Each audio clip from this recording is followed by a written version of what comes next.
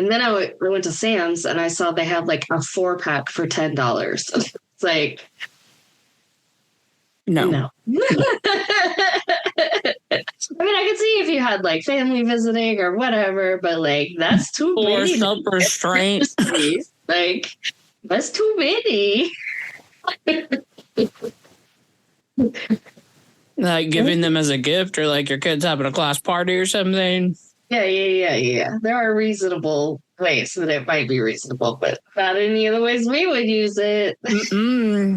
No Davis should ever buy that many. They are so good. I don't know why they're so good, because like they're exact same ingredients of everything else that they make. Yeah. But it's like, I think for me, it's the red icing. It's the red icing. And the red icing makes it look so rich.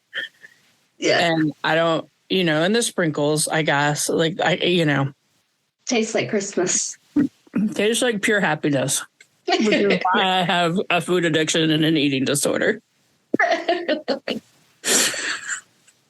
One of the reasons. Hello, and welcome to the I Love You Bet podcast. I'm Heather, and this is my sister, Rian. Each week, we will revisit relics of our childhoods using our multiple master's degrees to critically evaluate the crap that consumed our misspent youth. So join us, sisters, latchkey kids, cuspers, and lazy feminists, as we look back at our past to say, I love you, but... I went to Walmart last night. Why? Why would you do that? Ever? Well, especially not the weekend before Christmas. Yeah, I know. Well, I left at 9 p.m. to go, so it wasn't that bad. Okay. But I was going to give cash to all the people who work at Eddie's Resort. Oh, yeah. And then the exec director was like, gift cards. And I was like, but I mean, like the only place I know that they all shop is going to be Walmart. So. Yeah. Well, that's very thoughtful of you. Plus, I figured there's probably like a bus that goes out there. Because then I was like, well, I could get them to Aldi gift cards because Aldi's way better and it's also cheaper in many ways. And then I was like, wait, no, because I don't know how many. Like a lot of times they're all waiting for rides, like from work. So yeah, my assumption is I need to make the choice, which is why I wanted to go with cash, because then they can do whatever they want with it. Yeah. But I think you did the next best choice. So there I was peeling off the backs of 20 gift cards while there were people lined up behind me, while I had little Shrimpies melting, because homeboy was not very good at doing that. So I was peeling off the backs so that he could scan them and add the money to them 20 times. Well, it's very nice of Eddie to give them all. That's very kind. Really nice of Eddie, isn't it? I know. We did. Luckily, I just sent Ben to Kroger to get Target gift cards. And we gave Elliot's 2 teachers some nice Target gift cards. So I should have checked if Target or if Kroger has Walmart gift cards, because then I could have gotten like a whole bunch of points. I didn't think about that. They probably do. I don't know. I don't know if they sell competitors. That's what I always, I don't ever know. Like I'm like, yeah, like I like gamble in Macy's, or what are you doing here? I know. I told Ben, Elliot. I told Ben, I was like, if they don't have Target, get Amazon, because I knew they would have Amazon gift cards. But they had Target, so that's nice. Teachers love Target. Oh, I should have gotten them Dollar Tree gift cards. Make that money go a lot further. But I thought about that too, but then I was like, I don't want to go to it's always a misery at Dollar Tree. It's sad when you'd rather go to Walmart than Dollar Tree. Well, I needed to buy food.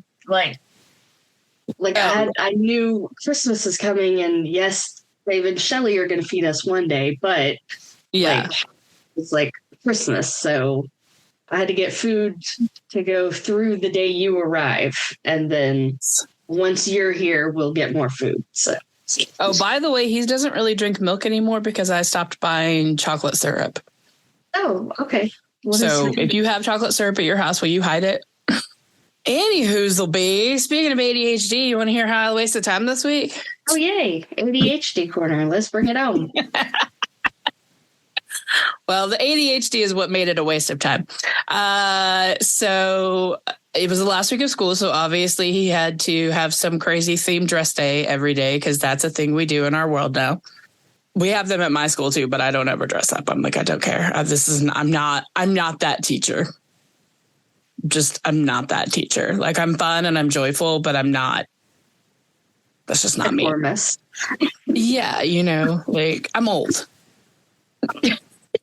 And not like old to the point where I'm like, this is fun, But anyway, so we dressed up for like the candy cane day, and then he had to take it off because it was distracting, and I didn't know what that ever meant, but it's fine. But then for Grinch Day, I was very angry about everything being like ugly green Grinch and nothing that actually had to do with the book. And so I decided to make him a shirt for Grinch Day that was basically just a reproduction of the cover of the book. So I spent a few nights doing that, and I was very happy that Elliot didn't ask to help. He did kind of ask to help, and I just was like, no. Like, I let you help with the pumpkin. I let that go. This is mommy's project for you. And so he accepted that, which was nice. But he was, very encouraging and very excited. And we've got to work on it. And so it turned out really well, which is great. And then you can post photos to Insta if you want. Sure. Yeah. And then it was funny because, I always put up a picture of Elliot on like the background of my like giant TV computer screen in my classroom. Yeah. And I change them out frequently. And so I put that one up, and the kids were talking to me about it.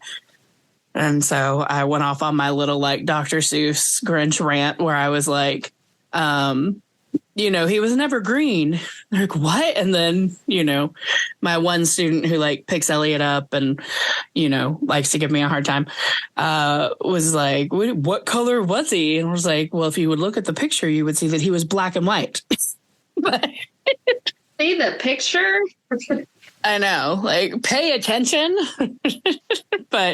And then I went off on it. I was like, and fun fact, the Who's originally appeared. And so we talked about this last time. And yes, the Who's did appear. Horton Hears a Who was published about 3 years before.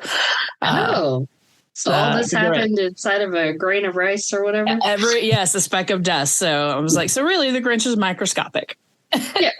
And then same kid goes, how do you know all this? Or why do you know all this? And I was like, 'cause I like Dr. Seuss.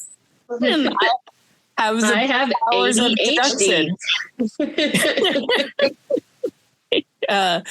But anyway, so that was fun. The part that made it a waste of time was that, so when you use puff paint, you have to be careful how you wash things. And it's like, turn it inside out, which I totally did. But then I put it in the dryer. Oh, you dumbass.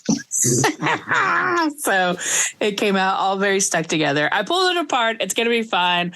Some of the grain came off, but I can fix it. He's not going to wear it again until next year. So, because I did get the shirt like 3 sizes too big so that he could wear it many years in a row. But it was the opposite of the Grinch's heart. It was 3 sizes too big. It was 3 sizes. Yeah, exactly. So, yeah. One night Elliot was like, I think my heart is too small sometimes. I was like, tell me more.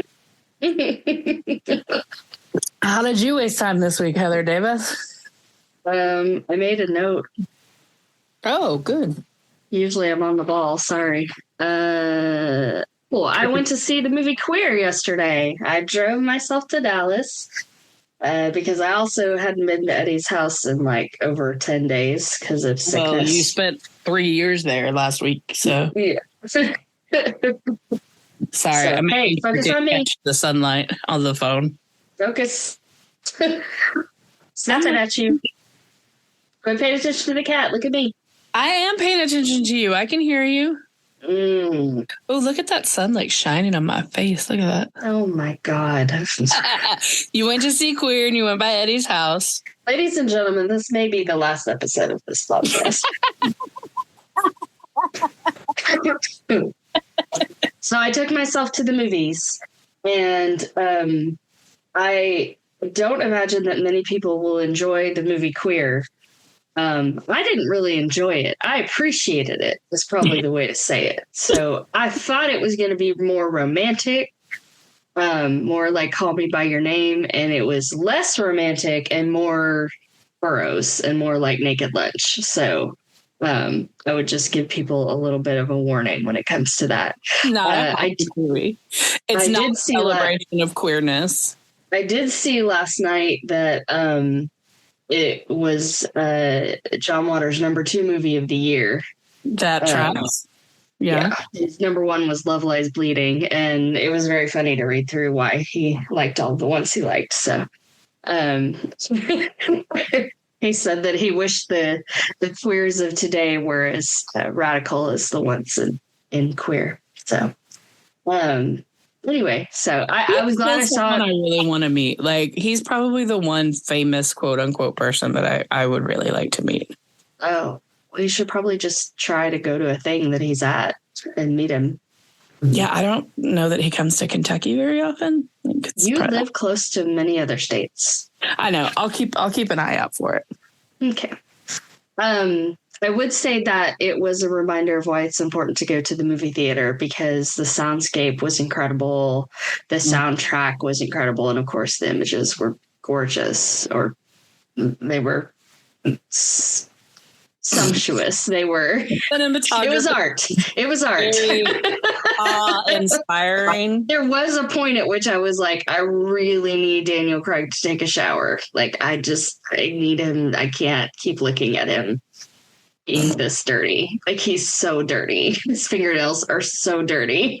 I can't. It's so gross. But I know they're in Mexico and it's hot, and taking a shower doesn't do you any good, because then immediately you're all gross again. But like, do you remember when we were in the Yucatan? Yeah. Our hotel room just smelled so bad because of how much we sweated. And all our junk. I couldn't really smell the sweat in this one, but I could see it. So yeah. Yes. It was definitely there. Yeah. And that's pretty much it. I mean, I did other stuff, but it's whatever. Who cares? I really, really, really am looking forward to seeing Baby Girl. That's my next one, where I'm like, is there anything coming out that we can go see together while I'm in town? We're not going to see Baby Girl together. No, I know. That's why I said, is there anything else coming out that we can? I mean, it's all like Hollywood shit, but not like good Hollywood shit. It's just shit. Yeah. I can check. Let's see. It's fine.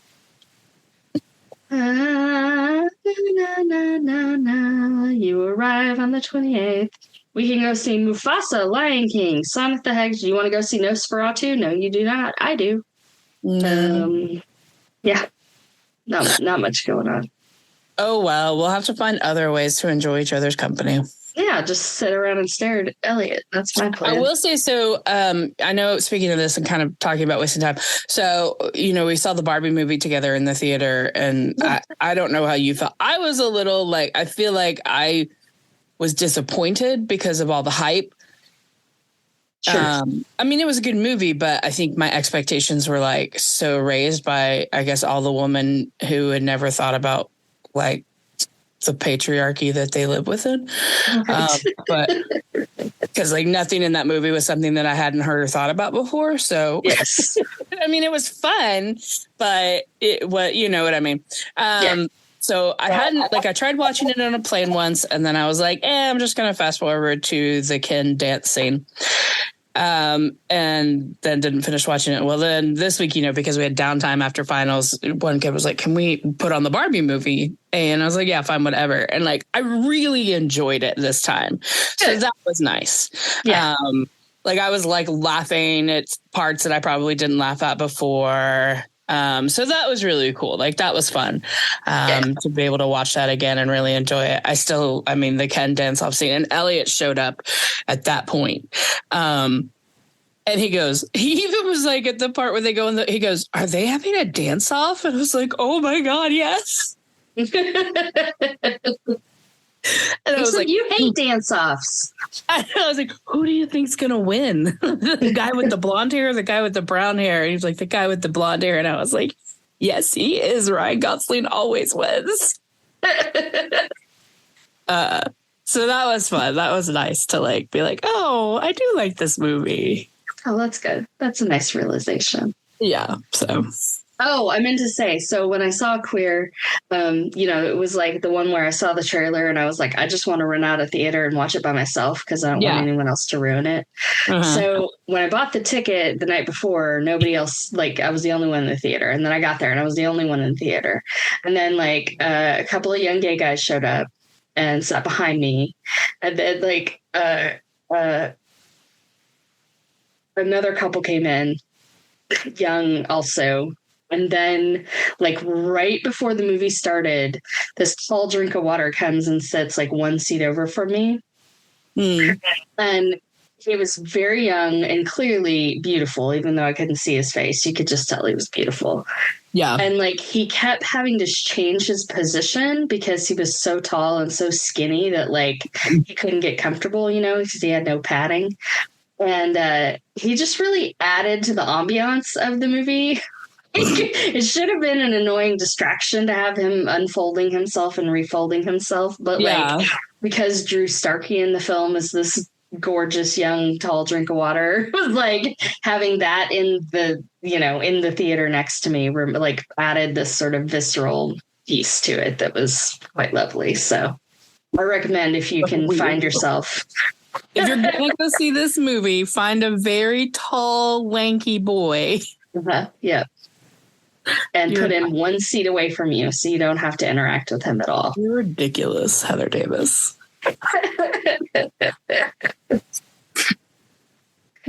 Speaking of ridiculous, what do you remember about the whitest, white Christmassy, white? I'm like, White Christmas. Yeah, White Christmas is the whitest fucking movie ever made. Like...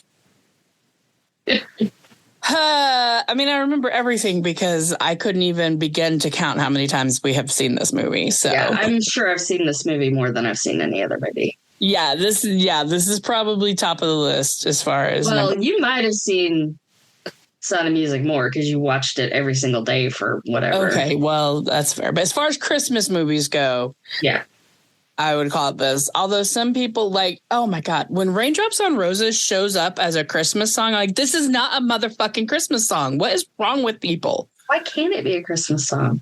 But like, it's not. Like, you can listen to it. And I'm sorry. I know I shouldn't yuck people's yums, but it's just like, why does everything have to be a Christmas thing? Like, anyways, okay. It's not a Christmas song. They never celebrate Christmas in The Sound of Music. So, like, don't even come. No. I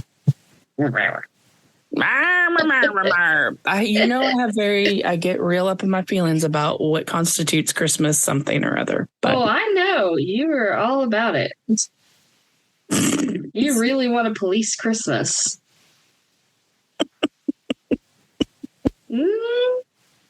I mean, you can watch and enjoy those things at Christmas time. That's fine. But don't call it a Christmas something.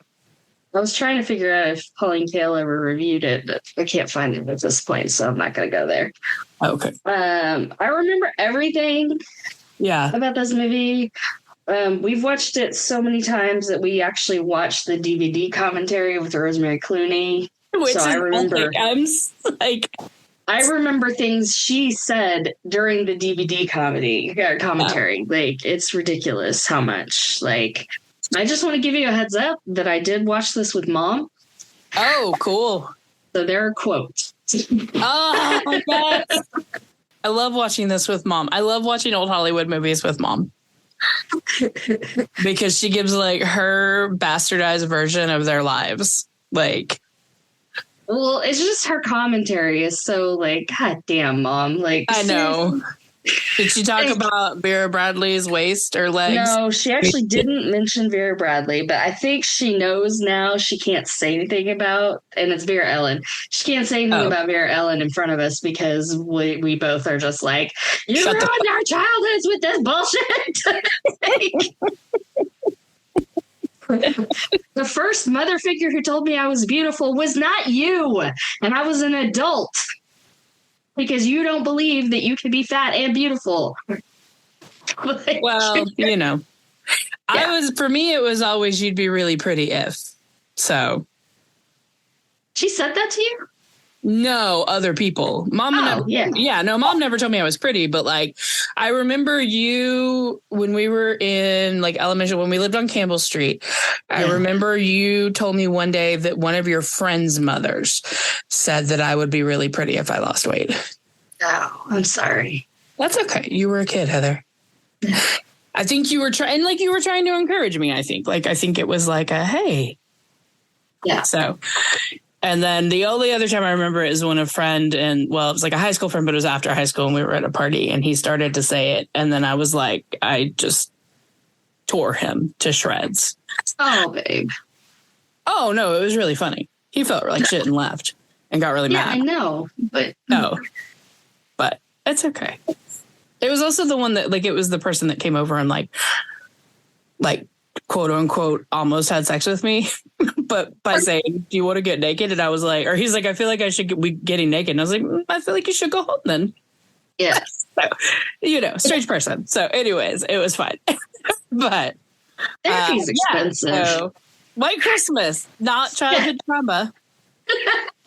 Wait, is this a childhood trauma podcast? This is how we pretend not to have childhood trauma. Yeah, this is how we process our childhood trauma. Yeah, so I was like, Edith Head, yay. Yes. The costumes are incredible. There are so many Instagrams about how all I want for Christmas are the costumes from White Christmas, which is so true. Did you see that said that the red costumes were $50,000 each in now's money? Yeah, it's crazy. Yeah. What the hell were they made out of? It's too bad that Bing Crosby hit his kids and Danny Kaye was an asshole to his wife. So I wrote that and then I was like, shit, because I was like, okay, let me verify this, right? Like these are things I have heard. Yeah. So Bing Crosby's oldest son, I think, was the one who wrote the book and was like, yeah. And then his other kids were like, it wasn't that bad, or we deserved it, or whatever. Yeah. And then I was trying to find about Danny Kaye, and I don't know where I heard that, but I couldn't find anything to substantiate it. So I don't know if they whitewashed the internet, or like I just heard that about somebody else, or maybe I don't know. Made it up. You're like, well, he was married and he was gay, so that's really shitty. Yeah, I don't know, but as far as I could tell, like his wife actually wrote most of the songs that made him famous. So they had like a legitimate partnership. So yeah, see, I can't imagine him being. Oh, I can imagine anyone being a monster. So I guess you're better at than me. Especially somebody charming. I don't know if I never realized this, but the ages like that Rosemary Clooney was only 26. Yeah. And Vera was 33, Danny was 43, and Bing was 51 when that was released. Which would be gross, except that Rosemary Clooney really wanted to be in a movie with him. Yeah. And so it was and that's how they all were, though. Like every time we watch a movie like this, that's what it is. They're all 50 years old. Because, Danny Kaye wasn't originally supposed to be in it. It was supposed to be Fred Astaire. And then it was supposed to be Donald O'Connor. Yeah. And then Bing dropped out for a while after his wife died. Yeah. And came back to it. So, and I couldn't find anything about how the women got on board because who cares? Well, Vera Allen had already been in a bunch of stuff. And then like Rosemary Clooney, she just auditioned because she really wanted to work with Bing Crosby. Yeah. As far as I can tell. So I do think even though it is called White Christmas and it ends with White Christmas and it's all about how there's no snow in Vermont and all that, that the Yuletide clam bake at the beginning in the war, that's what they call it. I'll Be Home for Christmas would have been a much more moving song. Yeah, that's true. Yeah, probably. But Irving Berlin didn't write that. So did he? No. Well, so there you go.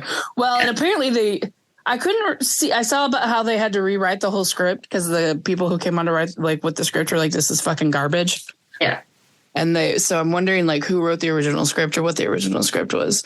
I didn't know that. So, and I know we all did the same research, but like that Snow was actually another song about freedom and it was called Free. They just changed the words to it. I know. It's because songs don't mean anything. Like, I mean, we assign meaning to them, but they're really just stupid. Yeah. Did you read that when I was looking for the movie and I started to, because I just searched in Roku and then I put the letter W in and it was the first movie that came up. Wow. Yeah. Yeah, Roku's like, I got you. Did you read that the snow at the end of the movie that they were pouring all over everybody was asbestos? Yeah, I've heard that. I saw something recently about Meet Me in St. Louis, and it was said that all the snow for them was cornflakes painted white. Oh, that's way better than asbestos. Yeah, than asbestos, sprinkling that on small children. Yeah. You know, know better, do better, Heather. Okay. If you had to choose a musical number to fast forward through in this movie, which one would it be? Count Your Blessings. Okay. That's the one? Oh.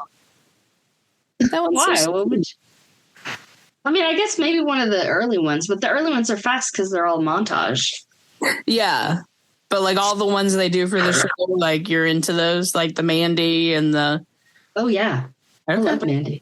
I mean, now, okay, hold on. I got to read something. This is important. I did some interneting. Preheat oven to 350. That's not the right one. All right, this is from the Wikipedia article on minstrel shows. The minstrel show, also called minstrelsy, was an American form of theater developed in the early 19th century. The shows were performed by mostly white actors wearing blackface makeup for the purpose of comically portraying racial stereotypes of African Americans. Mm-hmm. There were also some African American performers and black-only minstrel groups that formed and toured. Minstrel shows stereotype blacks as dim-witted, lazy, buffoonish, cowardly, superstitious, and happy-go-lucky. Each show consisted of comic skits, variety acts, dancing, and music performances that depicted people specifically of African descent. So when they do a whole song about how they miss minstrel shows, yeah, it's problematic as fuck. Well, I mean, also, if you've never seen Holiday Inn, which is the movie that White Christmas originally, and that's when White Christmas won an Oscar for Best Original Song, was in Holiday Inn. That movie, like I was watching it, and then Bing Crosby says like the premise of it is like it's a hotel that's like celebrates every holiday, or it's only open on holidays. I don't remember, but so President's Day comes up, and old Bing Crosby comes out in blackface singing about Abraham Lincoln, and I was like, nope. And this is after, like, there's a Mammy and a da-da-da-da-da, and then Mammy starts singing about Abraham Lincoln, and I was like, done, turning it off, and I've never seen the end of it. So, yeah, like, yeah. Yeah, I mean, I think it's definitely important that, but I think we also, I mean, we didn't know what a minstrel show was. I think we had an idea of what it might be, but it's not like, I mean, I've known that for a long time, what a minstrel show was. Oh, well, I mean, I think I kind of had an idea, but I wasn't 100% certain. What if it was a minstrel show and it was just like a bunch of women on their periods? What if I told Elliot, if he's like, what's a minstrel show? And I was like, oh, it's like a bunch of like really cranky women who are... It's the vagina monologue. I mean... I think that it's probably important to tell him the truth about these kinds of things, since we, over half the country. It's the So just to bring more politics into it, when Irving Berlin apparently performed, which one? Oh, Back in the Army.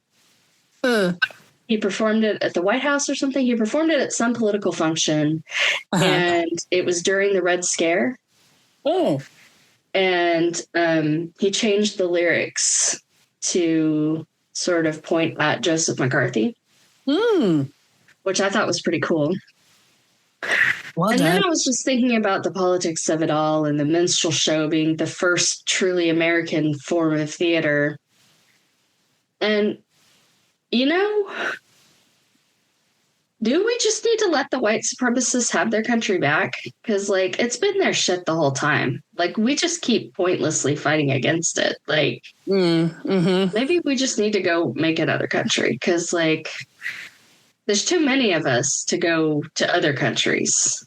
Like, there's way too many of us. But, like, this is just silly. Like, yeah. I mean, it's so, like, they couldn't even get rid of slavery in the Constitution. Like, there was that much political opposition to it that, like, from the beginning of the politics of our nation, white supremacy has been. But it's like not even white supremacy. It's money, right? Like, if you get down to the actual root of it, it's fucking money. It's really not, because economically they've looked at it, and really, unless you had like a huge enterprise, like, slavery didn't actually save money necessarily. I mean, it was definitely exploiting people for labor, which is, you know, what we've used but I mean, not like, white people for the whole time. All the way back to the beginnings, right? So it's like, you know, like, so we've been talking in my sociology class about, like, you know, how to be an anti-racist. So where did this idea of race come from? If it's constructed, when was it constructed? How was it constructed? It was constructed by Europeans who, you know, dehumanized an entire population for the purposes of free labor, right? So it was like rich people getting richer. Yeah. You know, and like, I just saw this one, I wish I could say who it was. If I find it, I will send it and I'll mention it on the next podcast. But it's just like a random thing on Instagram of this, you know, woman, you know, Black woman talking about, it's all about fucking with a white man's money, right? Segregation ended because of the Montgomery boycott. Bus boycott almost bankrupted the city of Montgomery. Yeah. You know, slavery ended because Abraham Lincoln wanted to, you know, economically destroy the South. Yeah. You know, like, it's all about fucking with white man's money. Right. And so I'm not saying that it's like that hasn't evolved into actual, like, feelings of white supremacists amongst those that don't have money. But yeah, I mean, and it's like so endemic, right? So it's like when I'm talking to these kids, like, race is constructed. Can you, like, blah, blah, blah. Here's the history. How was it made? And, like, literally writing on the whiteboard, race was made up so people could make money.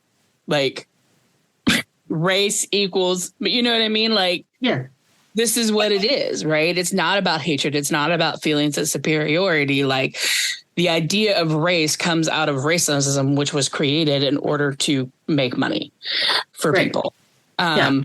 And like, and then on their tests, it's like, what was the history? And not one of them said a fucking word about money. God damn it. Like, you know, and then most of it's like, can we ever get past or deconstruct the illusion? Is race an illusion? Can we deconstruct it? Can we get past of it? And most of them are just like, no, like, and like, granted, many of them are at a very low, like, level of being able to, like, cope with big ideas like this, right? You know? Yes, but also, the professor that, you know, recently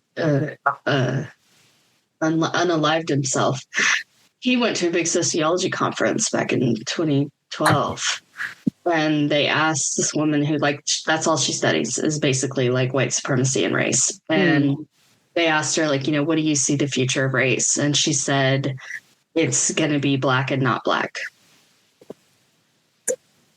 Like, I mean, that's the future she sees. And I'm like, I don't know how the fuck we get away from that. But yeah. Oh, yeah, we were talking about White Christmas. We were talking about, I mean, but we can't talk about White Christmas and not talk about race. I mean, we can't, right? Like, there's not a single person of color in this movie. It's not even like who have, I mean, are there on the train car? On the train car. Okay. Yeah. I mean, it's like all the bartender on the train car, right? Yes. Yeah. Like, it's so white that I can't even remember the one person of color. But even Mom at one point was like, there are a lot of white people. Like, oh, yeah, Mom. Good job. Yeah, like, that was good. You want some more mom quotes? I do want some more mom quotes. So during the Sisters Act, she says, the anorexic and the drunk, but they looked so pretty. So she did kind of comment on Vera. I didn't know that she was in. I mean, I just feel like it's unfair to say that Vera Ellen was anorexic. I mean, she she danced her ass off. Like, she maybe just had a high metabolism. Like, I just, you know, we don't know. Oh, I mean, did we not? I guess we need to fact check that. I always just took Mom's word for it. I do like in the movie, all the dancers just drink black coffee. Yeah. Like they're constantly drinking black coffee. It's fantastic. And then during the sisters number, when Danny Kaye and Bing Crosby do it, get another quote that Danny Kaye got to act just as gay as he wanted. She says that every time. I know. It's ridiculous. She's like, oh, they're just having so much fun. And it's like the one time Danny Kaye gets to act as gay as he is. It's just like, okay. And again, there's no proof of that. Like, and not that we need proof. I mean, like, he can be whatever he wants to be, but. I know. It was. I do think it's apropos that one of our most formative films has a drag number in it. I mean, I think that's true. Yeah. Yeah.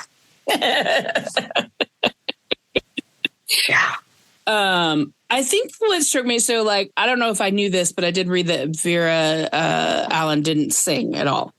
And maybe I knew that before, maybe I didn't, but like then reading that and then watching it and then the sisters numbers, I was like, why did I ever think that was her singing voice? Like, there's no way she sounds like that.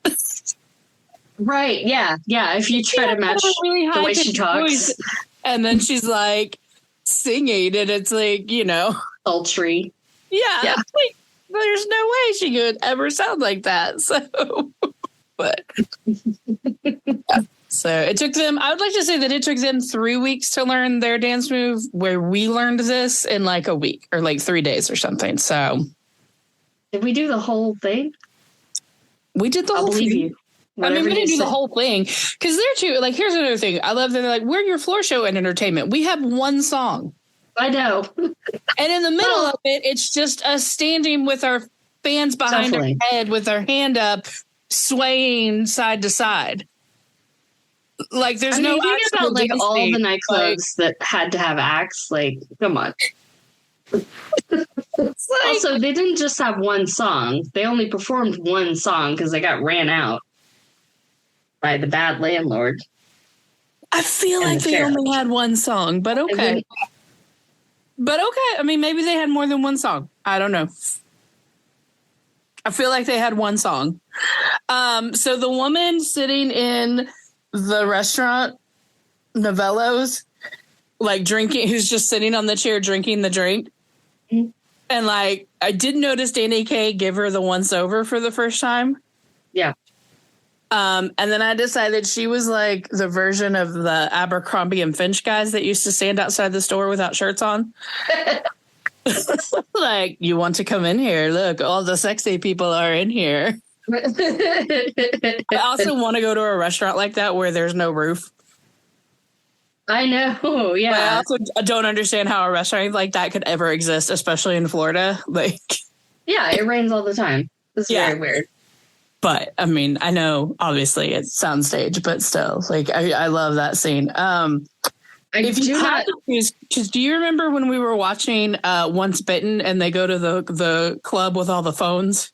Yeah. And you were like, I want that. Yeah. Would you rather go to the phone club or the carousel club with all the carousel horses? I'd rather go to the phone club. Because it's interactive. Yes. But like those carousel, that club, I was like, oh God. I just like, when you think of like a 1950s man, like heterosexual straight man, the way they're portrayed, like Don Draper, like, can you imagine Don Draper kind of guy going in there? Like, ugh. God, it was not just for very long. Yeah. Yeah. It was like so pink and terrible. Yeah. Like even Bob Wallace was like, goes in and he's like, let's go. I don't want to be here. This place makes me want to vomit. We got to get out of here.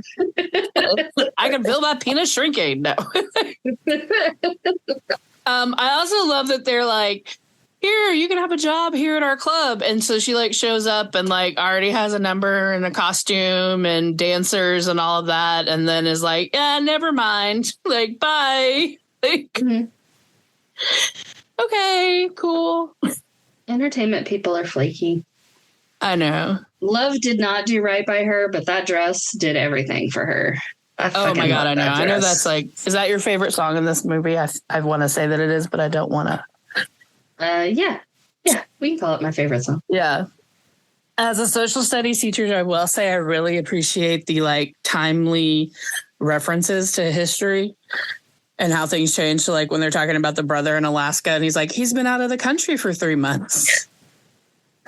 So that's fun. And then when they're talking about something, a novel act or something novel, and you know they're in Vermont, and Danny Kaye's like, maybe we could dig up a Democrat, and everyone's like, I was like, oh, I love when political parties shift. Because now Vermont's nothing but Democrat. That's true. So well, not nothing, but. And then I think my other kind of favorite thing, which still makes this movie enjoyable to me to watch, is just all the like random lines that really don't. It's like I don't even know what they mean or if they were sayings, but just all the one-liners like, don't quote me the price when I haven't got the time, or, you know, like all of those. I mean, and it's like the guys and the girls are just, maybe not Vera, but like even Rosemary has a couple where it's just like these random one-liners, and I'm just like, God, I wish people still talked like this. And maybe people didn't actually talk like that, and it was just the movie, but it's just such clever verbiage, you know. Well, apparently a lot of what Bing Crosby said was improvised. A lot of, and some of the other scenes were, for like the buttermilk sandwich scene, that was all improvised. It was like grab the cow.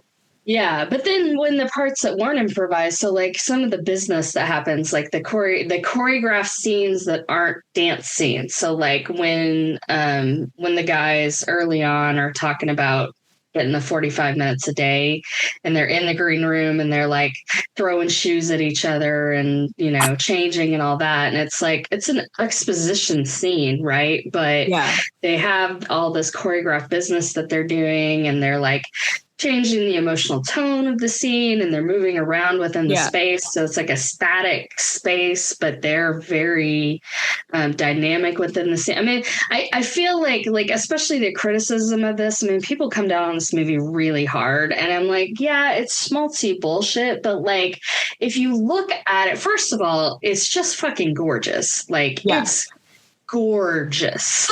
Yeah. The costumes are beautiful. The people are beautiful. The songs are amazing. The dancing is incredible. Like, there's so much richness to this film. And on top of that, even when it's not being a musical, there's still a lot of technical quality to the film.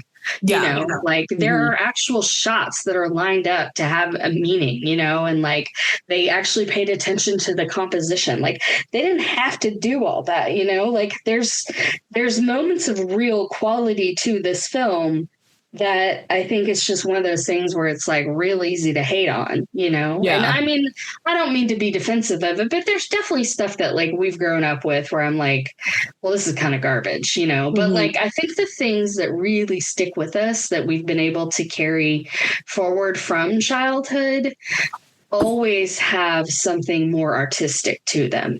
You know? Like the stuff that we loved in childhood and left in childhood, when we've gone back to look at it, for the most part, it's like, oh, that was just a real piece of shit. You know, whereas like this has artistic merit, you know, I mean, you know, I can read some feminist criticism of it that would definitely have us feeling chastised. No, I mean, it makes me like glad that I have Elliot in ballet. You know what I mean? Like, you know, and like the dude who's in Wicked and was in Bridgerton that everyone's like in love with right now. What's his name? Like Andrew something, maybe? I don't know. Jonathan Bailey. Okay. That guy.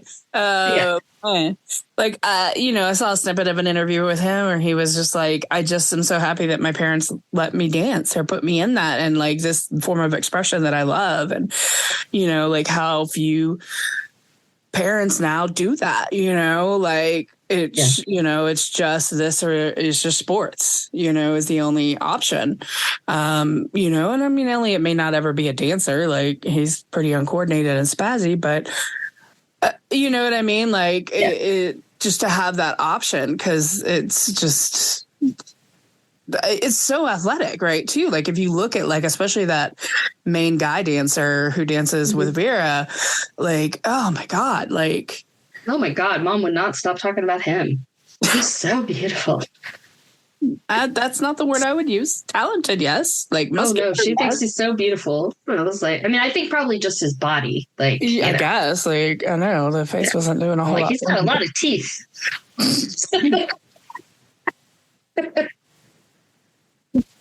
I do love getting a little sneaky peek at Bing Crosby's white pasty hip in his tidy whities during that one scene you were talking about. Like, it always just entertains me.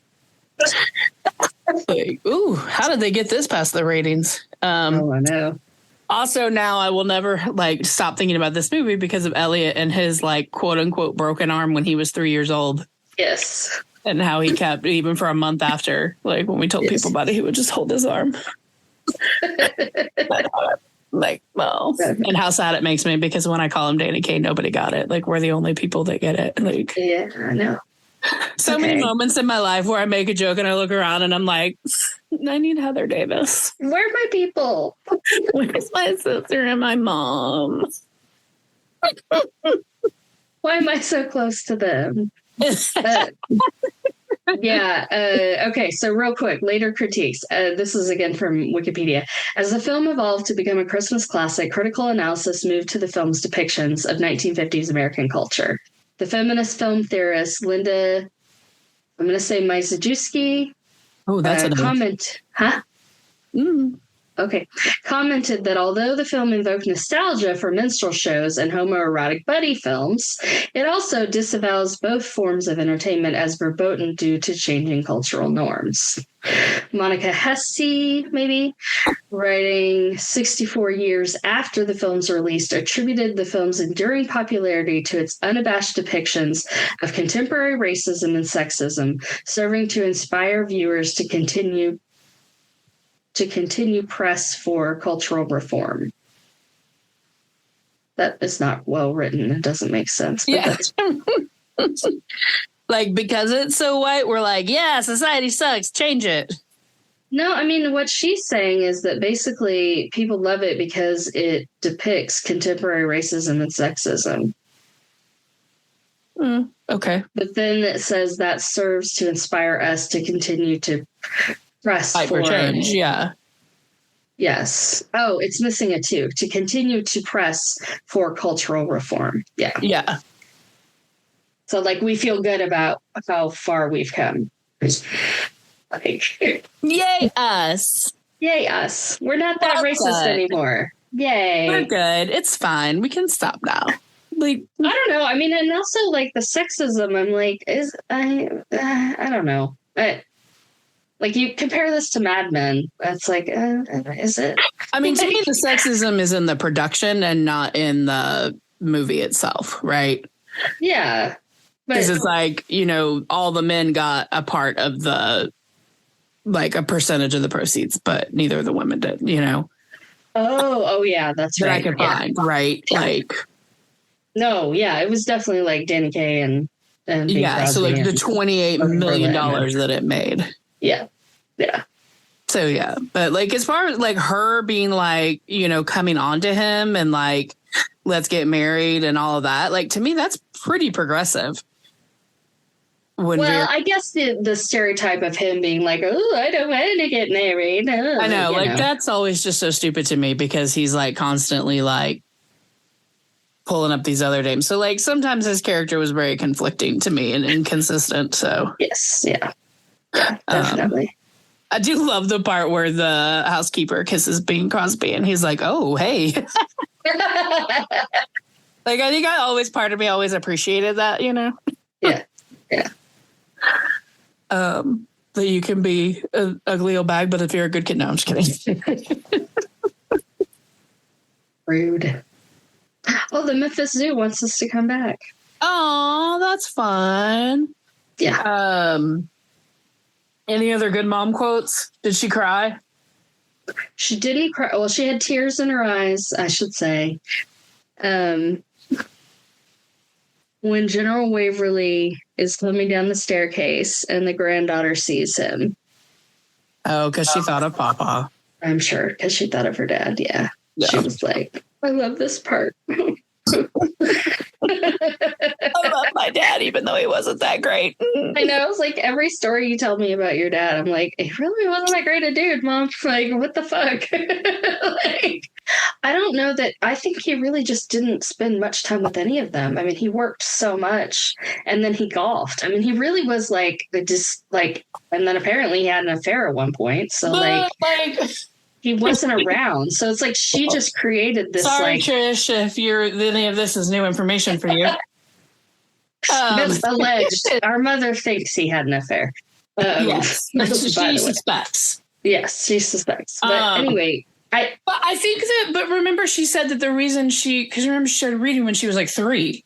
Yeah, and she said it was because Papa read with her so much and spent so much time reading with her and working with her. Okay, and that was before. Yeah. I don't know. So maybe it was I mean, who knows? I mean, I feel like her whole life she had nostalgia for like who he was. Like he basically maybe was there and like he's this mythical creature that like she as a child. All of them, right? So remember, she had nostalgia for him as a child. Like her within her own childhood, she had nostalgia for who her father had been within her own childhood. Yeah, exactly. Right. But then I think they all do because remember Uncle Gary like compared him to Atticus Finch, right? Yeah. So anyway, wow, we have gone. Mean, he was all right. He was fine. He wasn't like, I mean, he was okay, but he wasn't like, I had to fill out the neuropsych eval thing for Mom. And even though we're talking specifically about memory, it was like just traumatic events in your life. And she's like, oh, well, losing your dad was trauma. I was like, uh-huh. And then I was like, and then I went and I filled in. I was like, being left alone on the staircase in a dark basement by my father every day before school. Like being made to go in late to Sunday school because my father wouldn't eat one time. And I was embarrassed to walk in front of all those people. And then I was like Vera Ellen in White Christmas. Being constantly told that no matter what you did, it wasn't good enough. Well, yeah. If you got an A-, why isn't it an A+? Right, yeah. No, I didn't even get into all that. And I was like, I mean, to me, that is like the number one thing with, sorry, anyways. Should probably cut most of this out. It's fine. Nobody cares. Cut it. Poor Mom. I don't remember. I was going to say something. I don't know. But anyways. What holiday movies do you guys watch with your families that inspire trauma? I was going to say, we have gone down some rabbit holes with this one. I mean, this honestly, it's like, if you haven't seen it and you're white, watch it. If you're not white, don't worry about it. Yeah. Or if you want to watch it and be like, fuck white people, like, you can watch that too. Like, yeah, or just watch it and fast forward to the musical numbers, whatever you want to do. Like, I feel like it's worth watching. It definitely is a huge part of our Christmas. I don't watch it every year, but I watch it nearly every year. So yeah, we used to, when we were all together, we watched it every year. Yeah. Hey, thanks. That's it. That's it for this episode of I Love You, But. The most ADHD episode we've presented yet. Hey, listen, Ryan's going to be here in a week, which means I don't know if we're going to get something together for New Year's Eve. Maybe we'll do a video one. I have no idea. We'll see what happens. We'll see. We'll come back at some point, probably. Yeah. Hopefully we made you laugh. Did we make you cringe? What did we forget? What should we talk about in future episodes? We want to know your thoughts. Find us on Instagram and Threads at I Love You But Pod, or email us at iloveyoubutpod@gmail.com. Listener email and comments may turn up in future episodes. Hey, be sure to rate, review, and follow I Love You But wherever you get your podcasts. Thanks for listening. I'm Heather. I'm Ryan, and we wish you lots and lots and lots of Christmas conditional love. And Christmas magic. And Christmas magic. And we Christmas, love you guys. Happy Christmas and happy Kwanzaa and happy New Year and happy all the things. Bye. Did I tell you Elliot asked if we could celebrate Kwanzaa? Did you say no? I did. I said, no, I don't think that's one that we get to celebrate, bud, but we can definitely talk about it, learn about it, and appreciate it. Yeah. Good